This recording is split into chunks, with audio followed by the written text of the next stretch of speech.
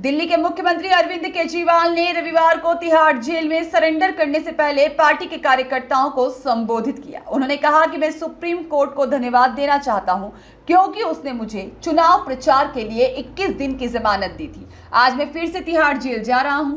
इन 21 दिनों के दौरान मैंने 1 मिनट भी बर्बाद नहीं किया। मैंने केवल आपके लिए नहीं वरन विभिन्न पार्टियों के लिए चुनाव प्रचार किया। मैं दिल्ली की जनता से कहना चाहता हूं कि हमारे लिए आप महत्वपूर्ण नहीं हैं, हमारे लिए देश महत्वपूर्ण है। मैं दोबारा जेल जा रहा हूं इसलिए नहीं कि मैंने कोई घोटाला किया वरन इसलिए कि मैंने तानाशाही के खिलाफ आवाज उठाई है। पीएम मोदी ने देश के सामने यह स्वीकार कर लिया है कि उनके पास मेरे खिलाफ कोई सबूत नहीं है।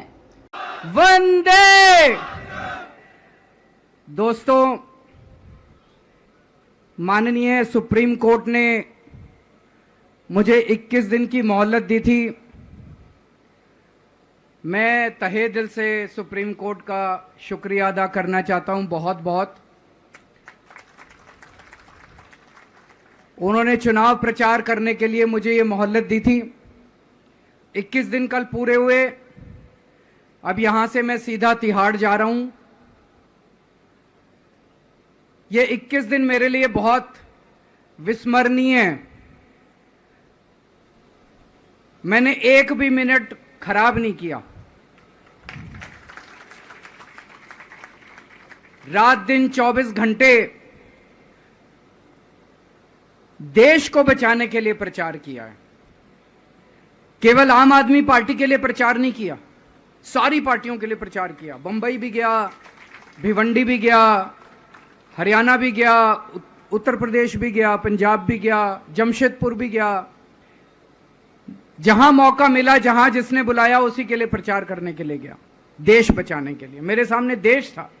आम आदमी पार्टी इंपॉर्टेंट नहीं है, आम आदमी पार्टी सेकेंडरी है, पहली हमारे लिए देश है। तो मैं दिल्ली के लोगों को कहना चाहता हूं, आज आपका बेटा दोबारा जेल जा रहा है, इसलिए नहीं कि मैंने कोई भ्रष्टाचार किया है, इसलिए कि मैंने तानाशाही के खिलाफ आवाज उठाने की जरूरत की है। इस प्रचार के दौरान एक सबसे बढ़िया बात यह हुई कि सारे देश के सामने प्रधानमंत्री श्री नरेंद्र मोदी जी ने यह कबूल किया कि उनके पास मेरे खिलाफ रत्ती भर भी सबूत नहीं है। हम कहते थे ना, जब भी हमसे पूछा जाता था कि भाई ये कह रहे हैं 100 करोड़ रिश्वत ली, 100 करोड़ रिश्वत ली, वो 100 करोड़ कहां गया?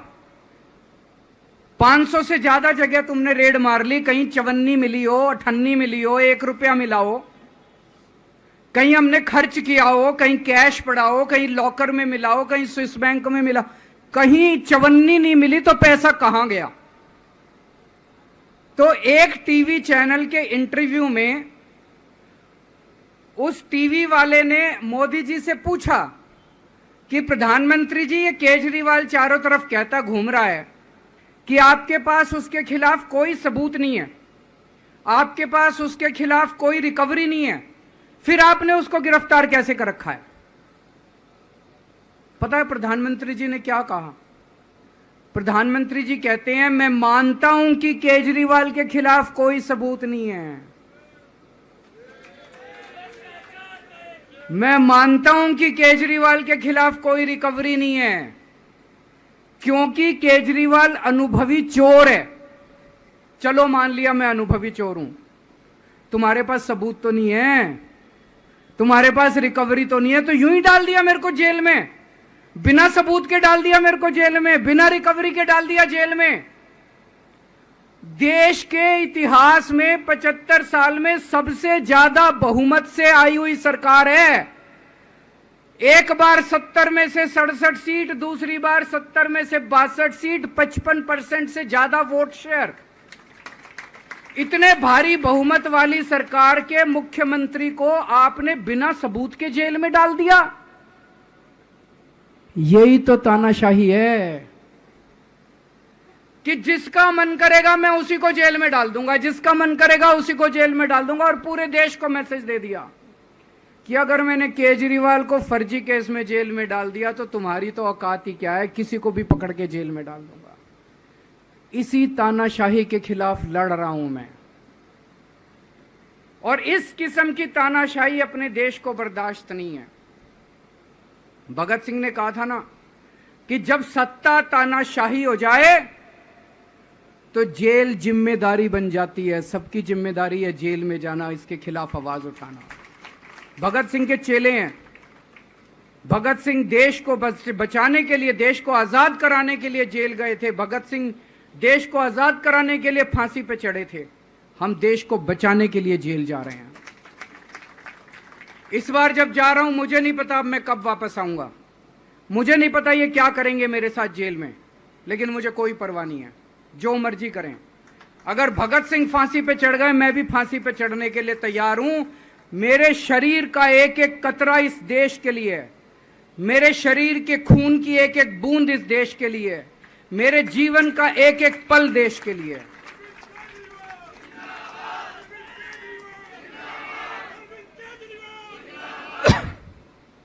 अभी मैं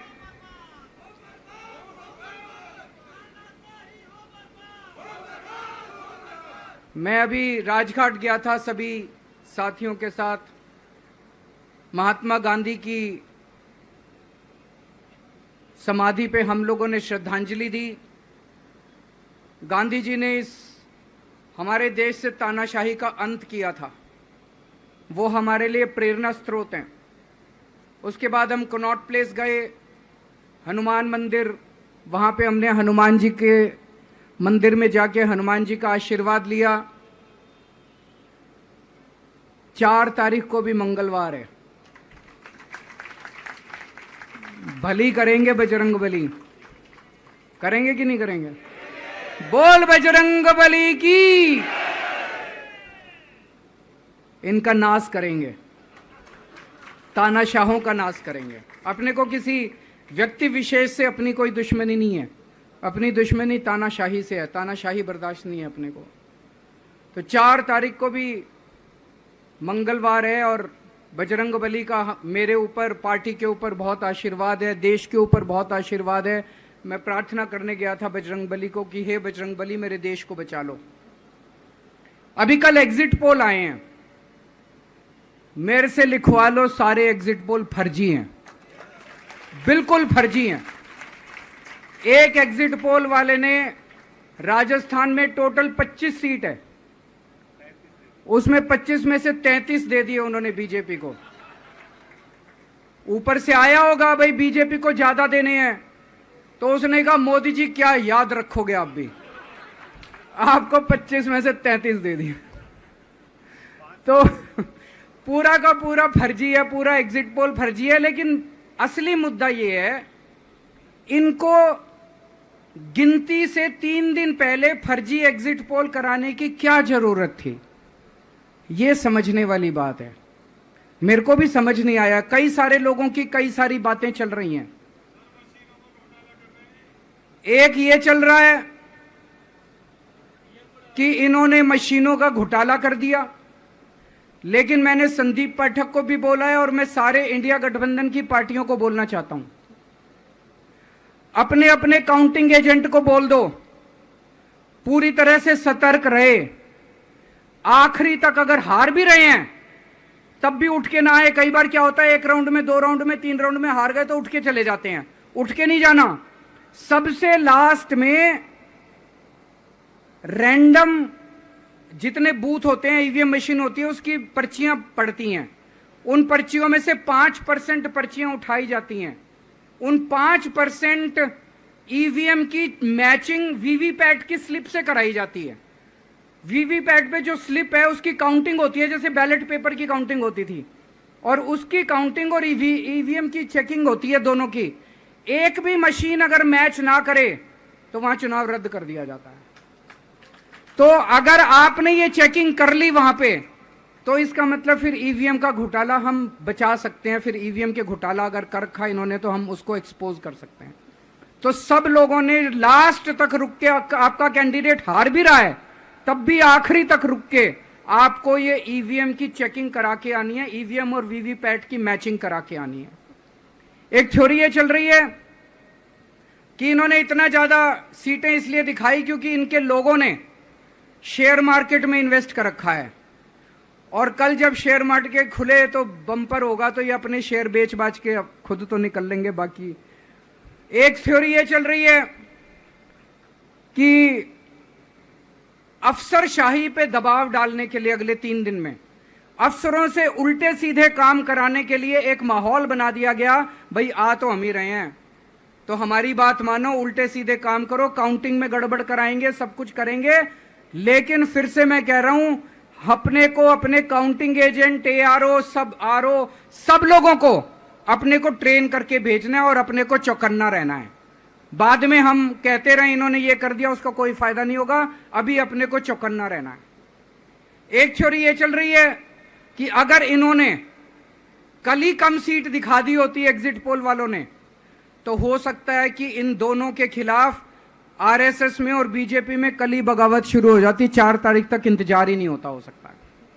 तो कई सारी थ्योरी चल रही हैं, लेकिन अपने को सतर्क रहना है, चौकन्ना रहना है। मेरा अपना मानना है कि 4 तारीख को इनकी सरकार नहीं बन रही है। ये एग्जिट पोल से घबराने की जरूरत ही नहीं है, माइंड गेम है इनका, माइंड गेम खेल रहे हैं। आपको डिस्करेज करने के लिए, डिप्रेशन में डालने के लिए बिल्कुल नहीं जाना। आप उससे जाओ कि आप जीत रहे हो, आप अपने उस कॉन्फिडेंस से जाओ कि आप जीत रहे हो, और आखिरी तक आपको बैठे रहना है, किसी भी हालत में बैठे रहना है आपको। हमें हर एक को लड़ना पड़ेगा। ये चुनाव किसी पार्टी का या किसी नेता विशेष का नहीं है। ये चुनाव इस देश को बचाने के लिए है, इस देश में जनतंत्र को बचाने के लिए है। जिसके लिए भगत सिंह, गांधी जी सब लोग लड़े थे, वही माहौल आज है। जिस तरह से हमने अंग्रेजों को हटाया था, आज इस सत्ता को अपने को हटाना है। तो मैं सभी, आप सब लोगों का, सभी साथियों का बहुत बहुत शुक्रिया अदा करना चाहता हूं। बहुत साथ मिला आप लोगों का इन 21 दिनों में। अब जब भी मैं लौट के आऊंगा फिर मिलेंगे आप लोगों से। तब तक के लिए अलविदा। ब्यूरो रिपोर्ट, सत्याग्रह न्यूज, मध्य प्रदेश।